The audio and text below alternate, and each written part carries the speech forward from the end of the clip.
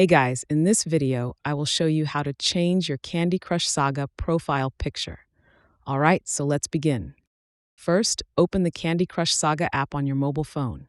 Accept the terms and conditions, and make sure you have the latest version of the app installed. Then, tap on the gear icon located at the bottom to access the settings. Now tap on Account and Help. Next, tap on My Account, and you will be redirected to a new page.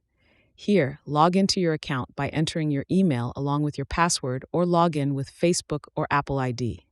After logging in, you'll see the camera option under your profile picture. Simply tap on that and it will take you this page. Here, tap on Change Picture and Heal Kneeling. You can change your picture by selecting another image from your gallery. You will notice a camera icon which allows you to update your profile picture. However, keep in mind that this camera icon might not appear for many users yet, as Candy Crush Saga developers are still rolling out this feature.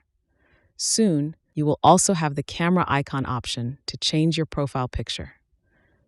So that's basically how you can change your Candy Crush Saga profile picture. That's all for this video. Consider subscribing if you found it helpful, and I'll catch you in the next one. Thanks.